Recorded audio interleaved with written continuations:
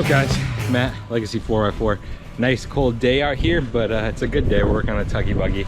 We got bump stops and limit straps going in all four corners.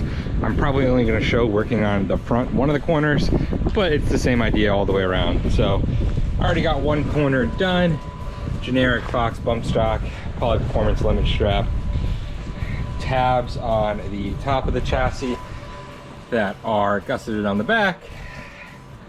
Bottom of the limit straps going to the link mount, which could probably be changed, but for now I'm not going to. Then we got some triangulation with the tube work to get the bump stop in place. And then this whole little flag right here in between the triangulation is going to be dimple dyed 1/4" steel.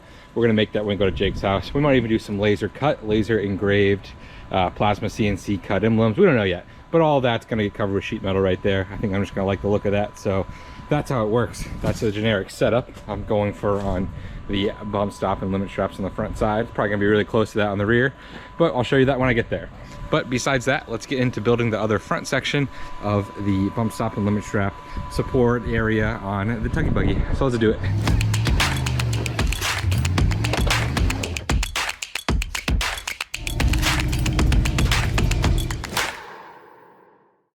All right, so the way I'm doing this is just resting the bump stop in place, kind of in line with how I want it, both directions kind of thing right here. And then I'm just tack welding and trying to find the perfect plasma pieces of tube in order to make that fit. I already have one piece of tube that I've been farting around with that is pretty close to what I want. So I'm gonna go ahead and tack that in just to make sure the bump stop can get held in place. That way I like the way it looks and everything, and then we can go ahead and weld on that other part of the triangle for the bump stop. And before you ask, I've already measured, and measured twice, I guess I should say, in terms of bump stop depth as well as limit strap height.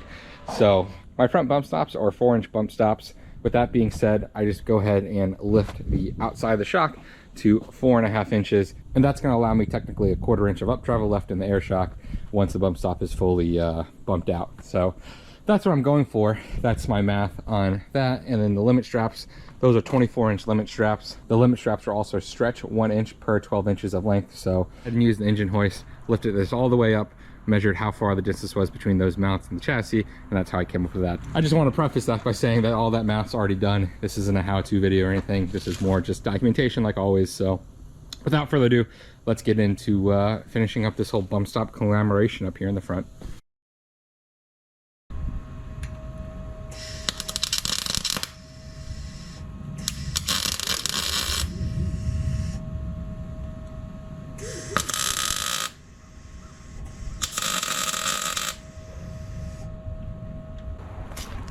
Happy with that eyeball test.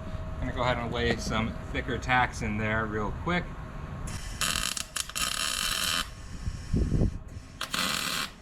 Not too thick.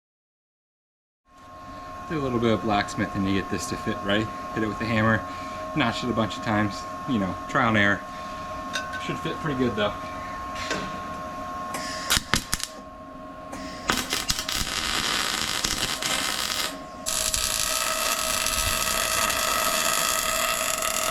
Alright, so that little tail is going to get hit with the hammer, slammed all the way up. That's the way that's part of the way I notch, you know, little caveman style. Monkey use hammer, but I guess I'll show you. Everything's kind of permanently tacked in place. Shock lines up with the bump stop perfectly from left to right. Forward facing, matches the angle as well. Same with that side, so I'm happy with it. I really do need to get rid of that panhard bar. You can see it's got a really unfriendly arc with the chassis when it articulates, but that's in the future. I will convert to a 4-link eventually. I'm digressing though, so that's it.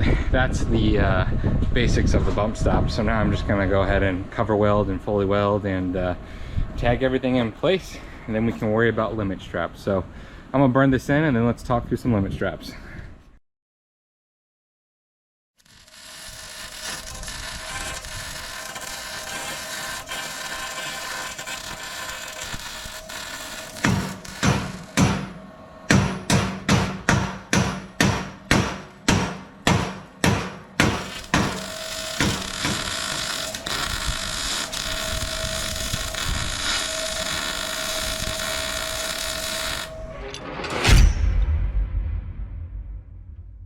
All right, so let's talk limit straps.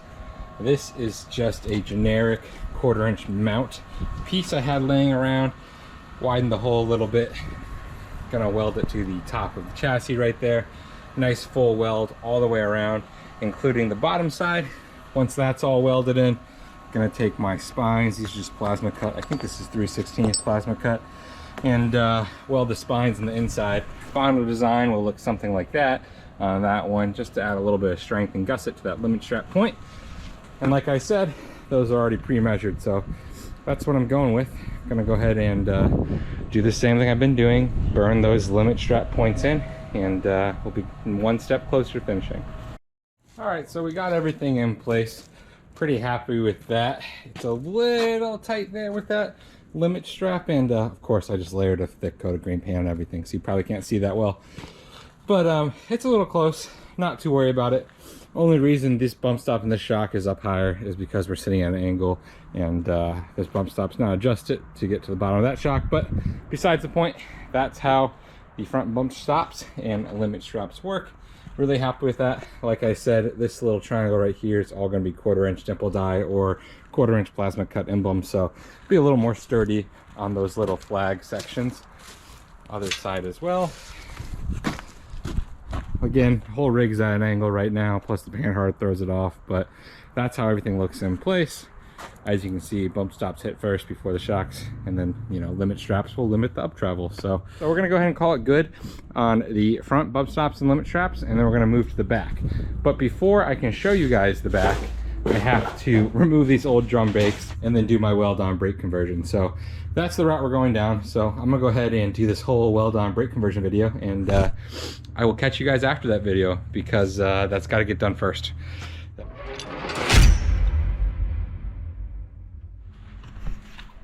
What's up, guys? It's been a little bit. We're at Legacy Farm.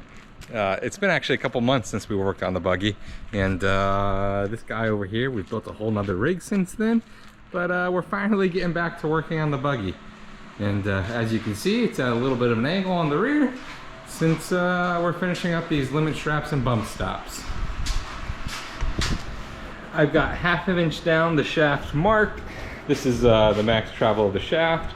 Got 1/2 inch marked, and then we're gonna drop it down 1/2 inch, and we're gonna weld in these limit straps with a 2-inch differential. I think I'm gonna put a plate right here that kind of links all this together, and its limit strap goes into it right there. I think that'll look pretty classy. And obviously, yeah, we're working on the bump stops and limit straps in the rear. I don't know if I said that. So yeah, in any case, it'll be super quick and easy. I'm gonna go ahead and finish up putting the limit straps and the bump stops in. You can see that one's already in over there. And paint it, and then we'll give you a little walk around. I also finally got my yokes for the drive shafts in the mail for the axle. So I'll finally put the drive shafts back in, set everything at height, and we'll have ground height. Okay, so here's how the back looks. I got those limit straps welded into a 3/16 piece of flat. Welds to both those tubes, kind of serves as a little mini gusset too. That's where the limit straps go in. And then bump stops, I went ahead and added a little pad right here. This is also a 3/16 gusset, and that's where the bump stops land. I tried to somewhat match the angle of the shock, even though it's not gonna be accurate, and that kind of hurts the bump stops stopping power. But I think it just looks a little nicer. And coming from the rear, you can see the same thing. Kind of lines up as much as I can make it. So that's how it works. I'll go ahead and drop the engine hoist down, get everything level, and hook up the drive shafts. All right, so let's talk about stance.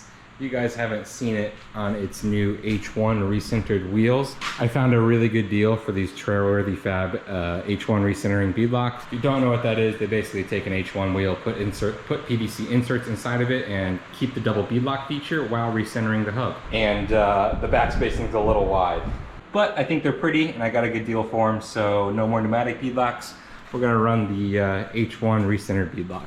And technically, I could take the pneumatic beadlocks out of these and not put them in those, but I could put them in normal beadlocks. That way I have dual beadlocks on like normal tires, not these H1 recentered, but now I'm kind of digressing. So we'll see if I part these out or sell these, since these are basically brand new tires that were on the 39 rat rod. So anyways, I'm digressing. Here is the buggy. It's got a new stance with the new tires, as well as a new stance with the bump stops and limit straps. So you can kind of see in the front, we've got, you know, what is that, maybe 1/4 of an inch, and there may be 1/2 inch there. So there's a 1/4 inch difference from where the bump stops bottom out, and the shocks would bottom out, but now they're gonna bottom out in the bump stock, so that's how that works. And you'll just have to trust me that the limit straps are the proper length. Moving towards the rear, we got a very similar setup, just bump stops and limit straps. Oh yeah, and here's our rear drive shaft. And at ride height, we're sitting at about 19 degrees, which is obviously pretty rough, but this is a Tom Woods custom drive shaft. It should operate up to 40 degrees operating angle. So we got the Superflex joints in 1410s, and those are the yokes we got in the mail for the Dana 60. It's a 1410 29 spline yoke. The shaft probably won't break. This 208 transfer case probably will, but the shaft will be all right. And speaking of drive shafts, here's the front drive shaft, and it's not put in yet. And there's a very good reason for it. Let me try and jerry-rig this up and show you. All right, so this is as far centered as it goes towards that U-joint, and that's because it collides with the transmission right there and the shift linkage. So, in order to fix that, there's a few options. I can put a carrier bearing in the side of the chassis right here. I can come from the transfer case out to that carrier bearing down to the axle. Or instead of a 3-inch walled front drive shaft tubing, I can probably get away with maybe 2 inches. So there's some options. So I'm gonna sit here, leave it like this. I'll call this video done for now. And next time you see it, I do have some other boxes over here. So next time you see this, hopefully all the front accessories are on and the hydro steering's done. And I have a solution for the drive shaft. I'm gonna try and keep knocking out more and more stuff on the buggy, because I really want the buggy to be done, because it's been sitting here while I've worked on other projects, which are cool, but you know, my tube buggy, I really like it to be done, because there's a lot of money and parts and a lot of time in this, and I'm ready to wheel it. So yeah, that's it. That's the bump stops and limit straps. Also, welcome to Legacy Farm for like the 3rd time. So yeah, with that being said, I will catch you guys next time.